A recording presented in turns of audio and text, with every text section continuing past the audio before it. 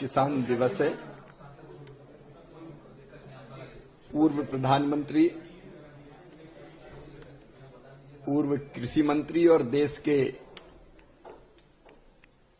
किसान नेता रहे स्वर्गीय चौधरी चरण सिंह जी का जन्मदिन।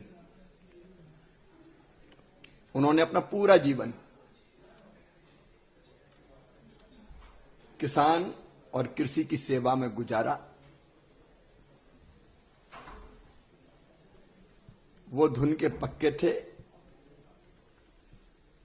और जिस चीज को ठीक समझते थे पूरी ताकत से कहते थे। उन्होंने नेहरू जी की कृषि नीतियों का कांग्रेस में रहते हुए विरोध किया था। उनके जन्मदिन को हम किसान दिवस के रूप में मनाते हैं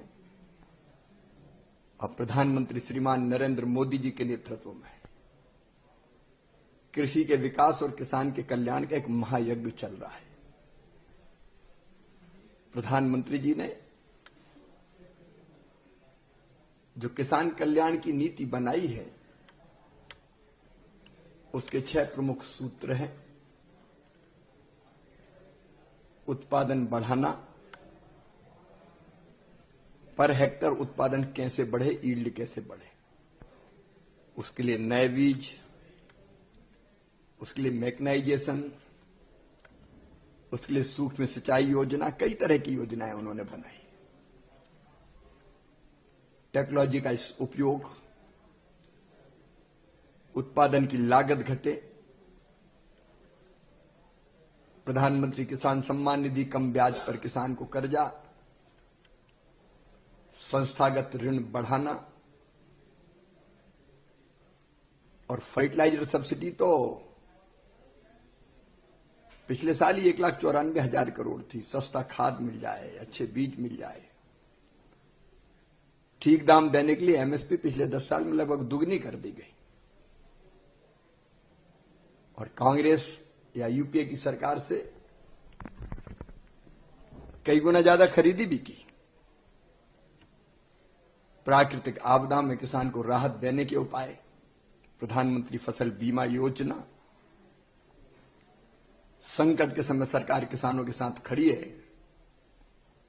चाहे किसानों के हित में खाद्य तेलों की इंपोर्ट ड्यूटी 0 से बढ़ा के 27.5% करना हो, या प्याज के एक्सपोर्ट पर जो ड्यूटी थी 40 से घटा के 20 करना हो,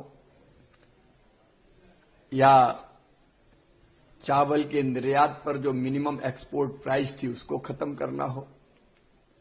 समय समय पर किसान के हित में फैसले प्रधानमंत्री जी लेते हैं।